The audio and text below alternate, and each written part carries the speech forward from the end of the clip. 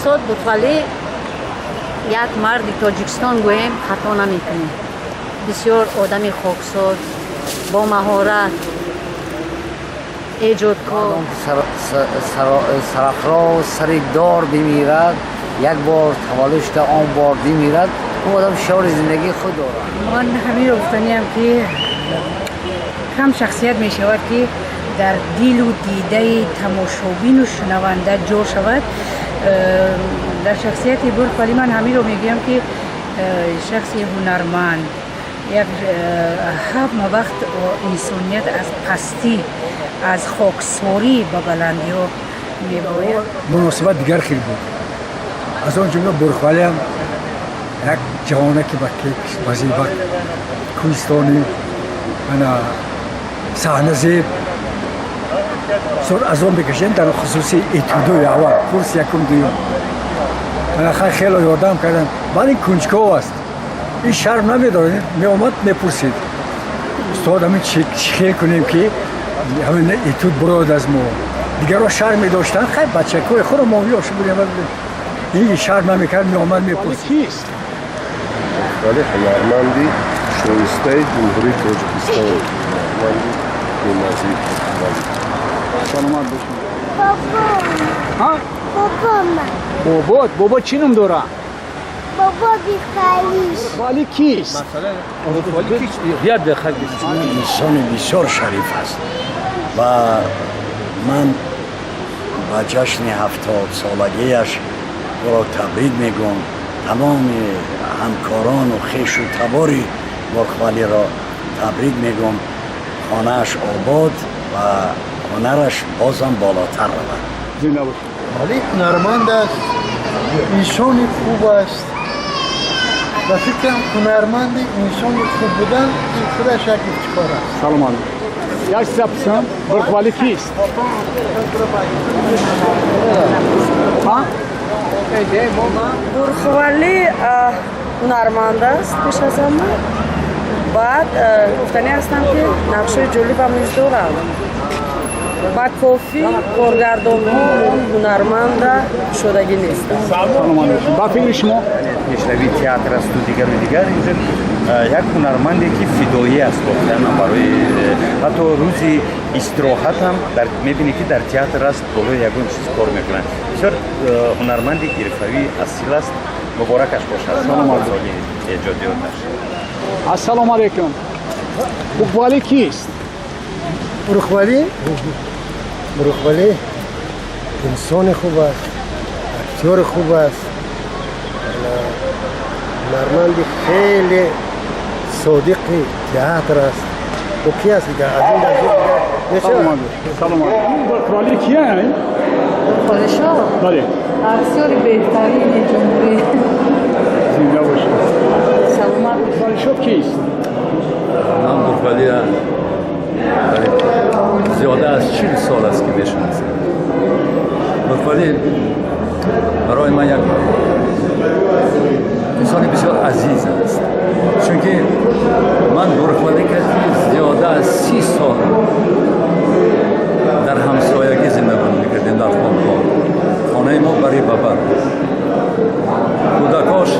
کودکای من که جوره ما رفت آیلش با آیله ما خواهر و ما دوست برادر.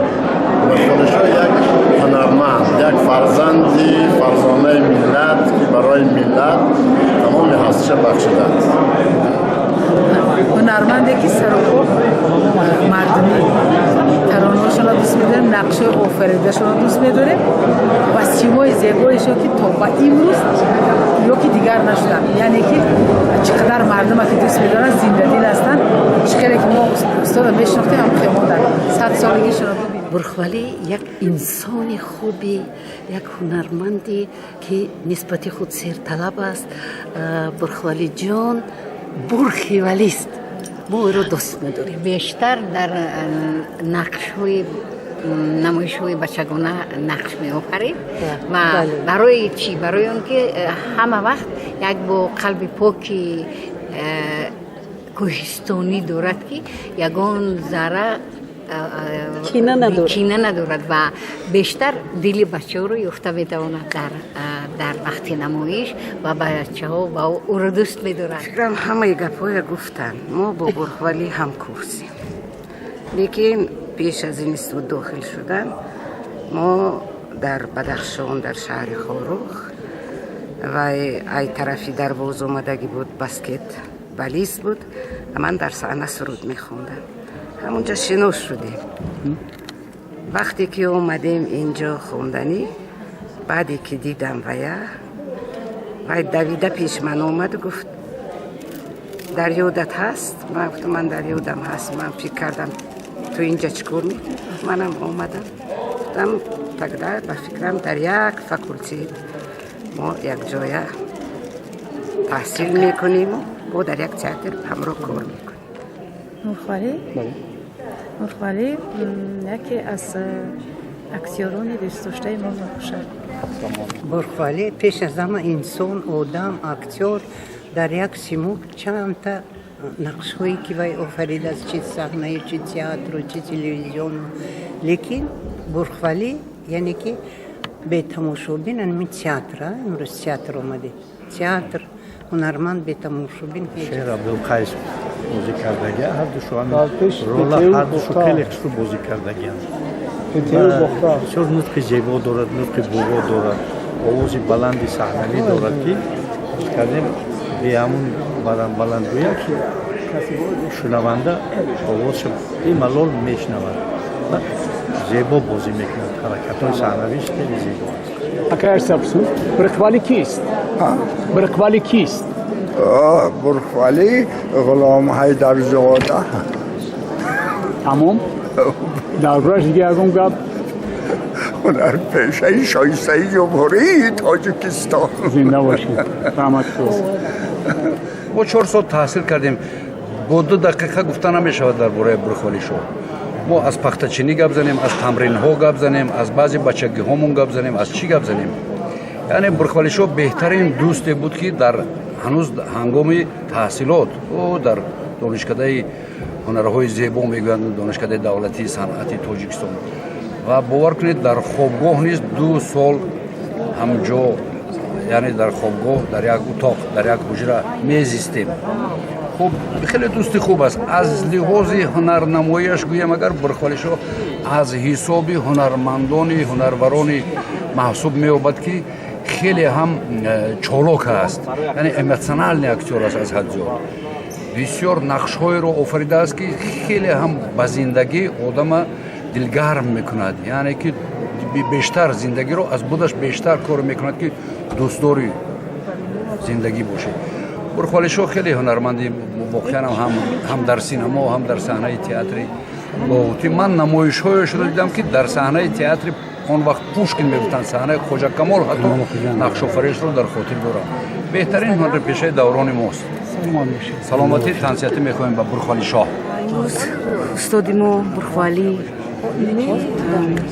جشن دارن، خداوند عمری دراز جشنند، خداوند به درد کنند، خداوند قوای زیاد داشته باشد که بازم در جاده صنعت در تئاتر و سینما میگم نقشای خودش بازی کند. ولی من از کجا دوست داشتم اکای برخوالی را از فیلم دولت خدا نظرов مردی راه که در اونجا یکی از نقشای اصلی بازیدند، از همونجا دوست داشتم شما و برای خودم کشف کردم. اکای برخوالی ما شما را دوست می‌داریم، احترام می‌کنیم. شما مثل یک برادری بزرگی ما هستید. سلامت باشید. اکای برخوالی براستی اگر گپ زنم، من در تمام جهان نیتری دروازی را ندیدم. دروازی که همه طرف است و هنری بالا داره، حافظی خوب میکنه و پیش همه انسانی خوبه. ایتری مرکه من در جهان ندیدم. دوست دارم اکای برخوالی. همه چی جوانی دست بخواه. شما در جوانیتون چگونه بوده؟ من؟ عزیزم اینه که تو هر تصور کردن نمیتوانی. من براستی در جوانیم خیلی ترسانچک بودم. دروغمه. روسیه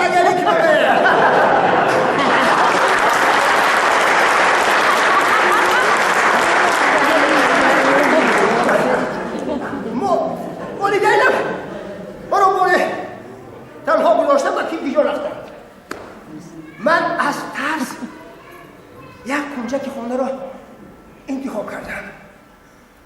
تنها ماهی پر از راه و آسمانی ستاره‌دار به من کمی هم باشد روشنایی میدادند. و ناگاه از آسمان یک ستاره کلان آمده به زمین افتاد که از نورش همه جا روشن گشت و حتی کلبه‌ای خردکی که من نیست روشن گشت چون روز. من در نزدم یک زنی زیبایی به مثل بی همتا رو دیدم که با تبسم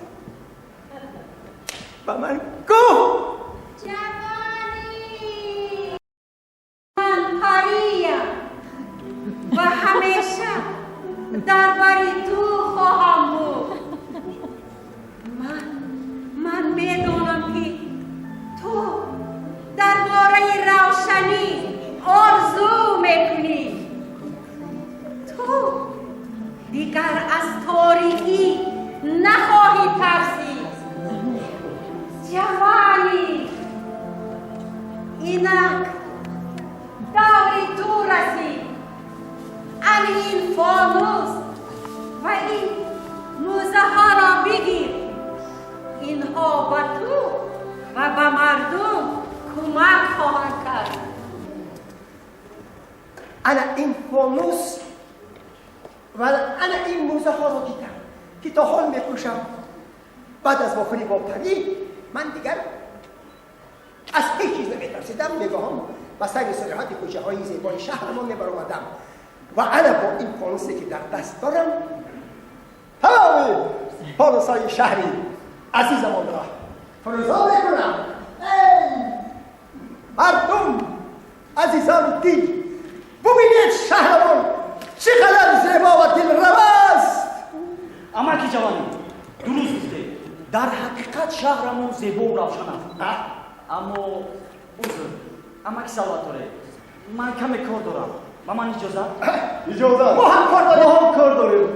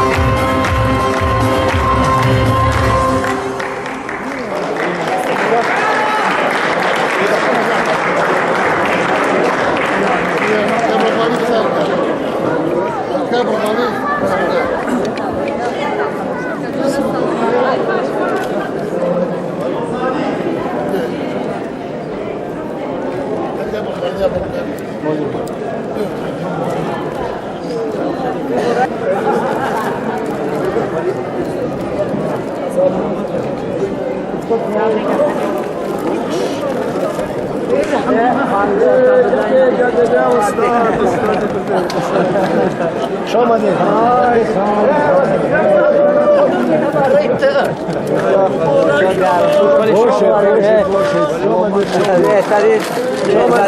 خدمت شما بسیار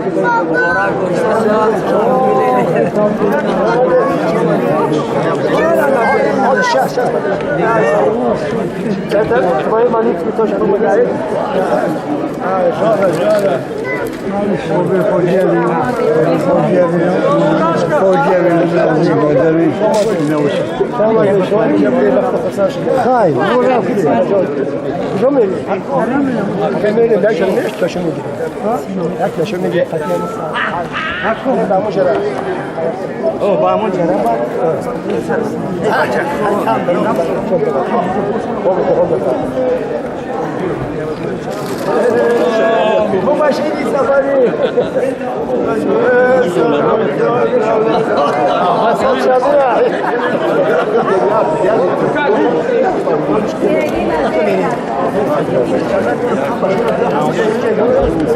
برخب علي نابد مدرسة ايوه ياكل